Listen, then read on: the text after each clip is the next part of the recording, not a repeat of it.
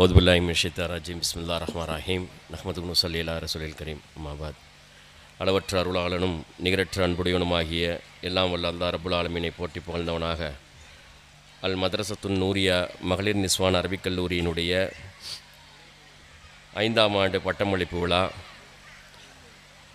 அல்லாஹ்வுடைய அருளோடு ஜமாத்தார்கள், இந்த பகுதியினுடைய அனைத்து ஜமாத்தார்கள் முன்னிலையில் மிகச் சிறப்பாக நடைபெற்று வருகிறது. இந்த நிகழ்ச்சிக்கு தலைமையேற்றிருக்கக்கூடிய ஜாமியா மஸ்ஜித் தத்துவாஞ்சேரி தலைமை நிர்வாகி ஜனாப் ஜாகிர் ஹுசைன் அவர்களே, இங்கே சிறப்புரையாற்ற வருகை தந்து எனக்கு முன்னாலே மிகச் சிறப்பாக உபதேசம் செய்திருக்கக்கூடிய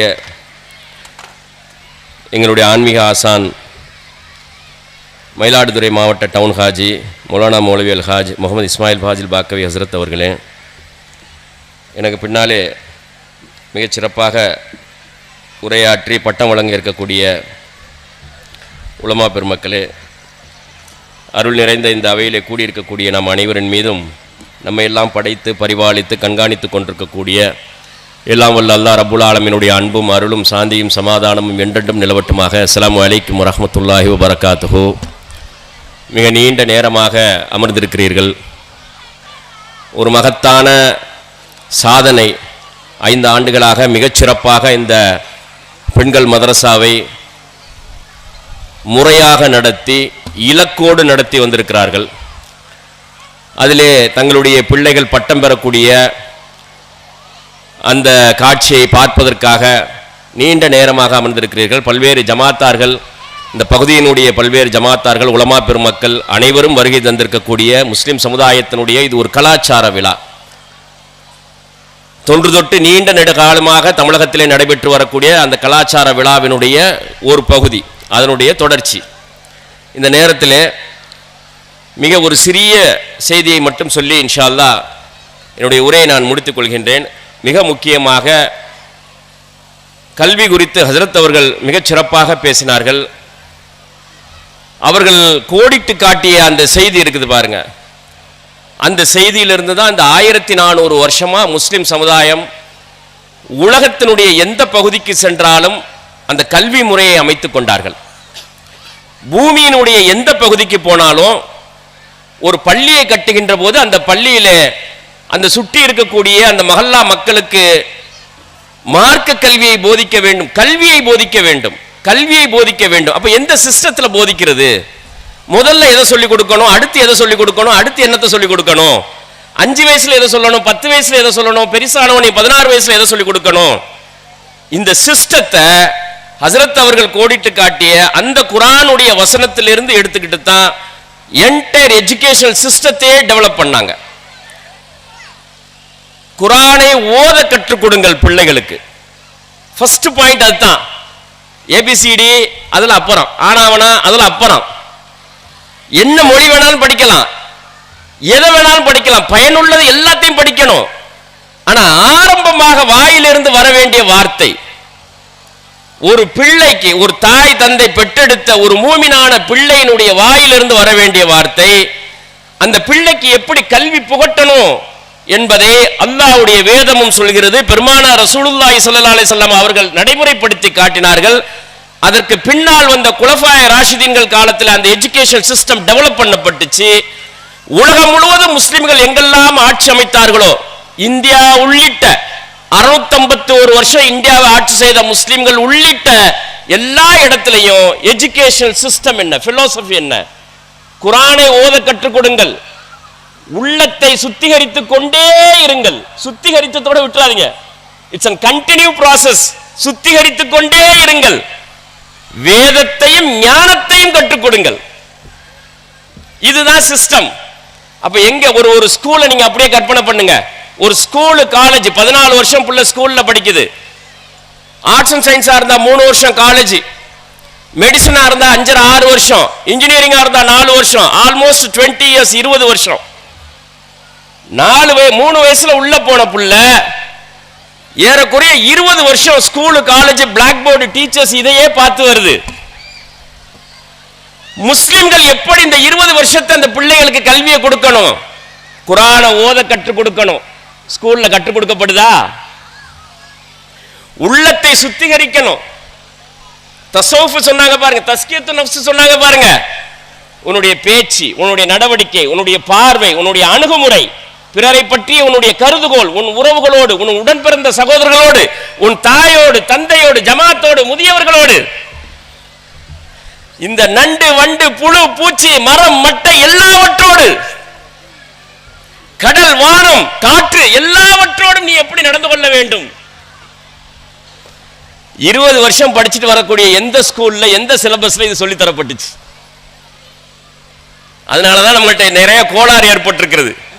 முஸ்லிம் சமுதாயம் படிச்சாவே ஆற்றல் மிக்கவர்களாக உருவாகி வரணும்.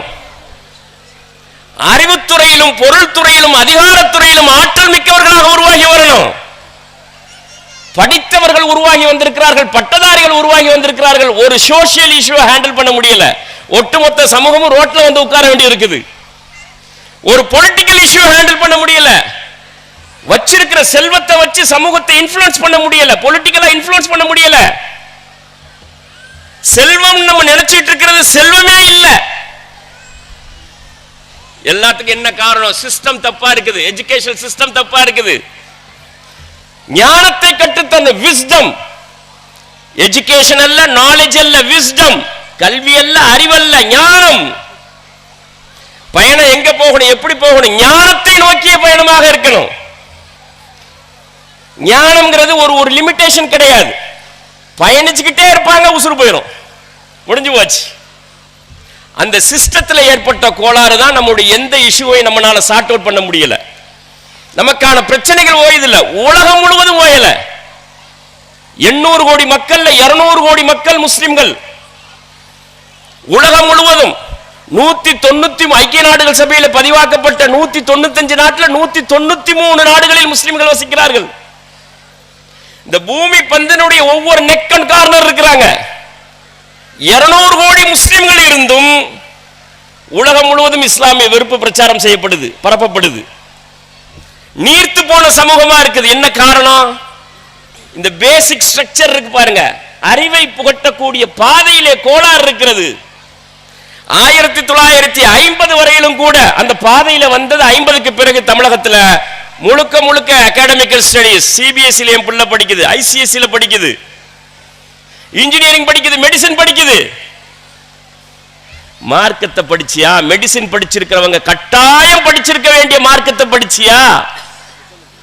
அல்லாஹ் எப்படி மனித உடலை படைத்திருக்கிறான் அதெல்லாம் சிலபஸ். 5.5 வருஷம் முடிச்சுட்டு, 4.5 வருஷம் முடிச்சுட்டு, 1 வருஷம் இன்டர்ன்ஷிப் முடிச்சுட்டு 6 வருஷத்துல எம்பிபிஎஸ் வந்திருக்கிறாங்க. அல்லாஹ்வும் அல்லாஹ்வுடைய ரசூலும் மனித உடல் குறித்து, உயிர் குறித்து, நோய் குறித்து சொன்னது படிச்சிருக்கிறாங்கடா இல்ல. நம்முடைய எல்லா கோளாறுக்கும் இந்த எஜுகேஷன் சிஸ்டம் தான் காரணமா இருக்குது.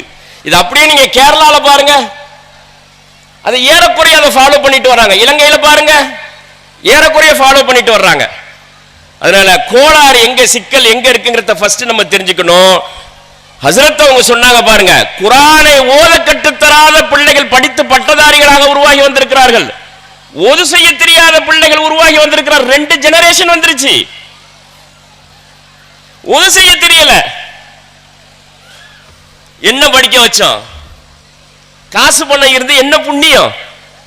எப்படி பிரச்சனை, நம்முடைய பிரச்சனை தீரும்?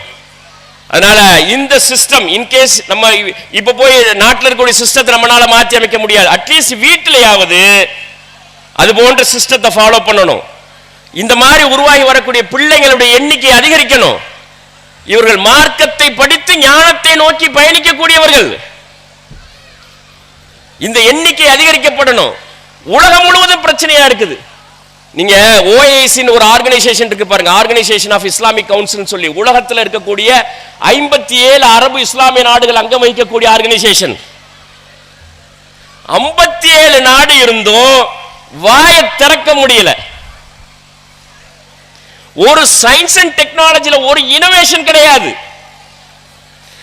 ஒரே ஒரு நாட்டில் மட்டும்தான் இருந்துச்சு.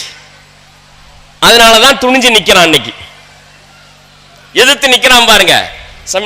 சமீபத்தில் நடக்கக்கூடிய போர்கள் பாருங்க. 5000 வருஷமா பிசிக்ஸ், கெமிஸ்ட்ரி, மேத்தமெட்டிக்ஸ் படிக்கக்கூடிய ஒரு இனம் பாரசீக இனம் என்பது 5000 வருஷமா பிசிக்ஸ் கெமிஸ்ட்ரி மேத்தமெட்டிக்ஸ் அது படிச்சா தான் மிசைலை கண்டுபிடிக்க முடியும், அது படிச்சா தான் ராக்கெட்டை கண்டுபிடிக்க முடியும், ஹெலிகாப்டர் கண்டுபிடிக்க முடியும், கிளியரா பின் பாயிண்டா டெக்னிக்கலா குறி வச்சு அடிக்க முடியும். அந்த குறி வச்சு அடிக்கிற சிஸ்டம் இருக்குது பாருங்க, அந்த சிஸ்டத்தை உலகத்துக்கு தந்தவனே அவன் தான். அவன்கிட்ட போய் மோத முடியுமா? ஒரு மிசைல இங்க இருந்து 3000-4000 கிலோமீட்டர் தொலைவில் ஆயிரக்கணக்கான பில்டிங் இருக்கும் போது அந்த பில்டிங்ல ஒரு ஓரத்தில் இருக்கக்கூடிய பில்டிங்ல 14வது ஃப்ளோர்ல ஒரு ரூமை எப்படி குறி வச்சு அடிக்கிறது? இதுக்கு என்ன கான்செப்ட் வேணும்? இதுக்கு எப்படி நீங்க ப்ரோக்ராம் பண்ணுவீங்க? அத அந்த ப்ரோக்ராமுக்கு பேர் என்ன? இமாம் அல் கவாரிஸ்மி என்று சொல்லக்கூடிய மார்க்க கலைகளிலே தனிச்சிறப்பு பெற்றவர், கணிதத்துறை வல்லுனர். அவர் கண்டுபிடிச்ச அல்காரிதம் தான் இன்னைக்கு அதுக்கு வேலை செய்யுது. ஃபாதர் ஆஃப் அல்காரிதம் நீங்க போட்டு பாருங்க யாருண்டு, இமாம் அல் கவாரிஸ்மி. அந்த அல்காரிதம் தான் இப்ப கம்ப்யூட்டர் இதுல ஐடி கம்பெனில ஒர்க் பண்றாங்க பாருங்க, ப்ரோக்ராமிங் பண்றாங்க பாருங்க, இன்னென்ன வேலையை செய்யணும், இன்னென்ன ஸ்டெப்ஸ்ல செய்யணும். இது அந்த உலகத்துக்கே கொடுத்தது அந்த பாரசீகக்காரன் தான், அந்த ஈரானியக்காரன் தான். ஒரு ஆலிம். ஹதீஸ் கலைகள் இருக்குது பாருங்க, ஹதீஸ் கலைகளுடைய தொகுப்பு சொல்லி தூக்கி வச்சு கொண்டாடுற 6 இமாம்கள். இந்த 6 இமாம்களும் பாரசீகர்கள், பாரசீகத்தில் பிறந்தவர்கள். ஹதீஸ் கலையிலும் வல்லுநர்கள், கணிதத்திலும் வல்லுநர்கள். ஹதீஸ் கலையிலும் வல்லுநர்கள், பொருளாதாரத்திலும் வல்லுநர்கள். ஹதீஸ் கலையிலும் வல்லுநர்கள், சட்டவியலிலும் வல்லுநர்கள், சட்ட நுணுக்கங்களிலும் வல்லுநர்கள், லாஜிக்கில் வல்லுநர்கள். இந்தியாவினுடைய வரலாறு எழுதி குவிச்சாரு பாருங்க ஒருத்தர். அந்த வரலாறு புக்கை வச்சுக்கிட்டு தான் அத்வானி பார்லிமெண்ட்ல பேசினார். இமாம் அல் பிருனி இந்தியாவினுடைய வரலாறு, இந்தியாவினுடைய சாதிகள் அமைப்பை பக்காவா பட்டியலிட்டு இருக்கிறாரு. பாரசீகக்காரர், ஷரியத்தை படித்தவர், மார்க்க மேதை, வரலாற்று ஆய்வாளர். இமாம் புகாரி மிகச்சிறந்த வரலாற்றாளர். நிக்க முடியுமா? இடைக்காலத்தில் விட்டுட்டோம். பாக்கி இருக்கக்கூடிய 6 அரபு நாடுகள் இருக்குது பாருங்க, கெஞ்சி கூத்தாடுது பாருங்க, அடிக்க அடிக்க அடிக்க ஒண்ணுமே பண்ண முடியல பாருங்க. ஒரு டெக்னாலஜி கிடையாது, கொடுக்க மாட்டான். எந்த மெஷினரியும் வேலை செய்யாது. இதனுடைய மெயின் பாயிண்ட் அங்க இருக்குது.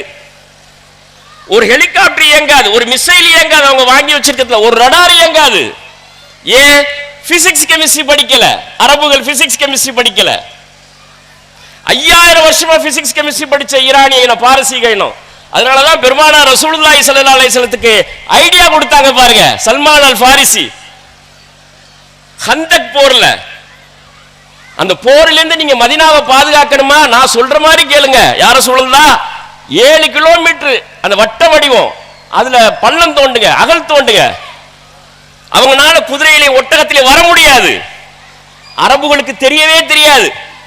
இப்படி தோண்டினா வர, இதெல்லாம் போர்க்கலைகள் தெரியவே தெரியாது. சல்மான் அல் ஃபாரிசி சொன்னதுக்கு பிறகு ரசூல் ஸல்லல்லாஹு அலைஹி வஸல்லம் கடுமையான வெப்ப கோடை காலத்தில் நின்று அதை தோண்டினாங்க, அந்த போர்ல ஜெயிச்சாங்க. அதே போன்ற போர்க்களங்கள்ல வைத்தியம் பார்க்கறதுக்கான ஒரு மருத்துவர் இருந்தாங்க, பெண் மருத்துவர் இருந்தாங்க, ருஃபைதான் சொல்லி. அவங்க அந்த மருத்துவக்கலை எங்க படிச்சுக்கிட்டாங்க? பாரசீகத்தில் படிச்சுக்கிட்டாங்க. உமர் அலிலான் அந்த ஒரு அடிமையை பிடிச்சிட்டு வந்தார்.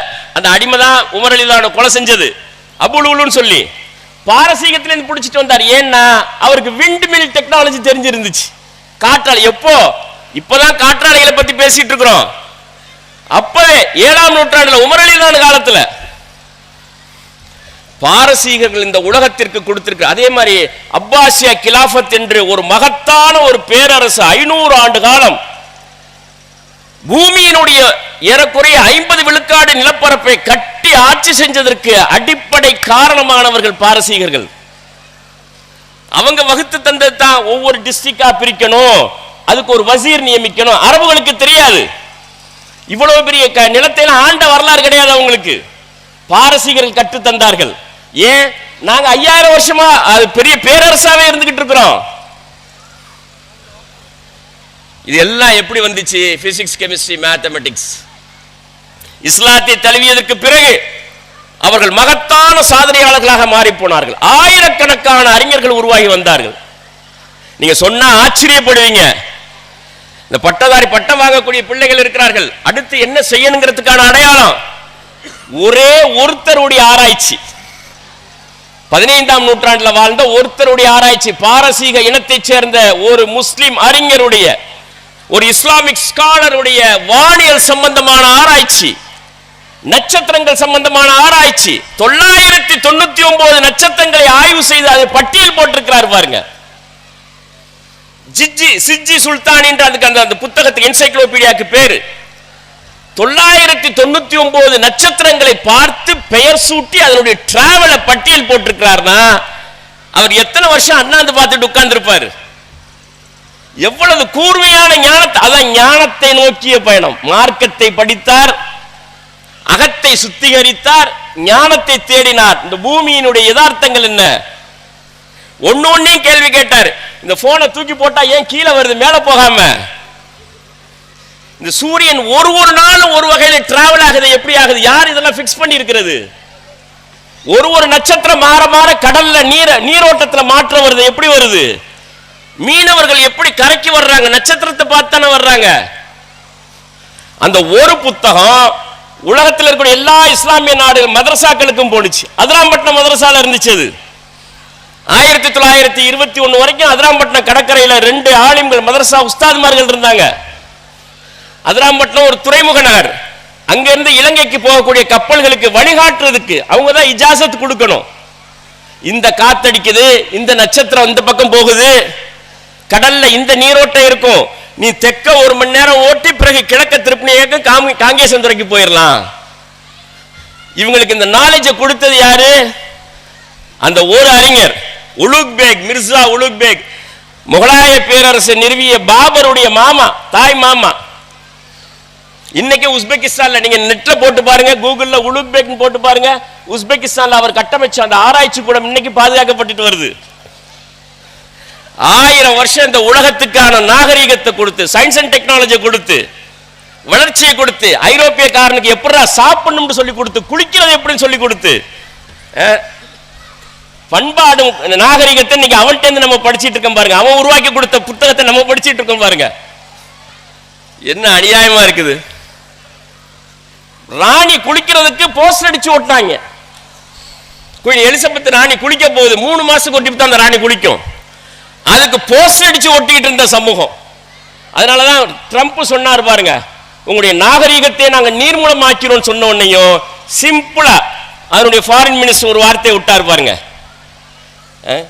நீ வலிங்கி வச்சு விளையாடிக்கிட்டு இருந்த அந்த காலத்துல நாங்க மேத்தமெட்டிக் உலகத்தினுடைய இயல்பு எப்படி இருக்குது, புவியீர்ப்பு விசை எப்படி இருக்குன்னு தேடிக்கிட்டு இருந்தோம்.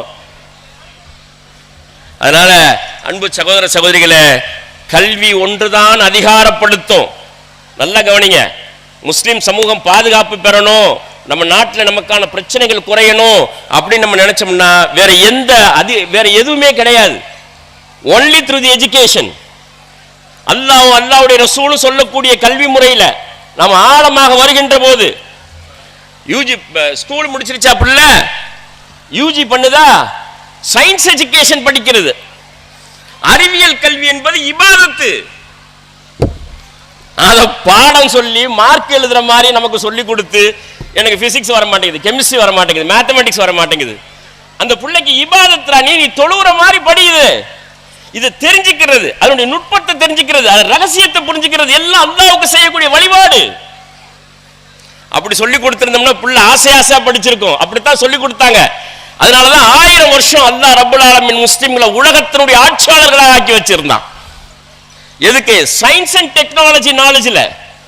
இந்த சயின்ஸ் அண்ட் டெக்னாலஜி நாலேஜ்ல என்னைக்கு நம்ம பின்வாங்கணுமோ, சயின்ஸ் அண்ட் டெக்னாலஜியை குர்ஆனில் இருந்து பார்க்காம, பெருமானார் ரசூலுல்லாஹி ஸல்லல்லாஹு அலைஹி வஸல்லம் வழிகாட்டுதல இருந்து பார்க்காம, இந்த உலகத்தை சம்பாதிக்கிறதுக்கு பிழைப்பதற்கான படிப்பு என்று என்னைக்கு பார்த்தோமோ அன்னையிலிருந்து வீழ்ச்சி. அன்னையிலிருந்து வீழ்ச்சி. அதுக்கு சாட்சி அரபு நாடுகள். அதனால இங்கே நிறைய சம்பாத்தியம் என்ன அப்படின்னு பார்த்தீங்கன்னா, நேரம் குறைவா இருக்கிறதுனால நான் முடிச்சுக்கிறேன். சம்பாத்தியம் என்னன்னா, அரபு நாட்டு சம்பாத்தியம், டெல்டா மாவட்டம், நீங்க இன்னும் ஒரு டிகிரி முடிக்க வச்சு துபாய்க்கு அனுப்பிச்சிடலாம், சவுதிக்கு அனுப்பிச்சிடலாம். அதெல்லாம் சாப்டர் க்ளோஸ், முடிஞ்சிருச்சு. 10 வருஷத்துக்கு முன்னாலே முடிஞ்சிருச்சு. இந்த போர் முற்றுப்புள்ளி வச்சிருச்சு. யுஏஇ 15-20 வருஷம் பேக்ல போயிடுச்சு, பின்னால போயிடுச்சு பொருளாதார ரீதியா. இப்பதான் யோசிக்கிறாங்க 6 அரபு நாடுகளும் தப்பு பண்ணிட்டோம், ஐரோப்பிய அமெரிக்க நாடுகளே நம்பி இருந்ததுதான் நம்முடைய குற்றம் ஆயிடுச்சு. இப்போ என்ன செய்யணும்? சயின்ஸ் அண்ட் டெக்னாலஜியில் ரிசர்ச் பண்ணணும், மேத்தமெட்டிக்ஸ் படிக்கணும், பிசிக்ஸ் படிக்கணும், கெமிஸ்ட்ரி படிக்கணும், நம்மை நாங்களே பாதுகாத்துக் கொள்ளக்கூடிய ஆயுதங்களை உற்பத்தி செய்யணும், அதுக்கான தொழில்நுட்பத்தை உற்பத்தி செய்யணும்னா இப்ப யாரு படிப்பா? எல்லாம் எங்க உட்கார்ந்துருக்கான்? பயல்கள் எல்லாம் எங்க உட்கார்ந்துருக்கான்னு பாத்தீங்கன்னா மந்தி கடையிலையும் கப்சா கடையிலையும் உட்கார்ந்துருக்கான். இதுல ஆராய்ச்சி பண்றானா அதுல ஆராய்ச்சி பண்ணிட்டு இருக்கான், நைட்டு ஃபுல்லா உட்கார்ந்து சாப்பிடுறான். இனி ஒரு தலைமுறையே மாற்றி அமைக்கணும், 30-40 வருஷம் 50 வருஷம் ஆகும். அவங்கள்ட்ட அரபுகள்கிட்ட இந்த டிஎன்ஏவே கிடையாது, பாரசீகர்கள்ட்ட மட்டும்தான் இருக்குது. நமக்கு அருமையான வாய்ப்பு. நீங்க இன்னும் ஒரு டிகிரி முடிச்சுட்டு ஒரு இன்ஜினியரிங் படிக்க வச்சுட்டு ஒரு காமர்ஸ் படிக்க வச்சேன், அரபு கல்ஃபுக்கு அனுப்புறேன், அந்த பையன் அங்க போறது வேஸ்ட். அங்க ஒரு வேலையும் கிடையாது. நீங்க என்ன படிச்சுட்டு போனாலும் அடிப்படையான வேலையை தான் கொடுப்பாங்க, அதுக்கு தப்ப ஆள் தேவைங்க.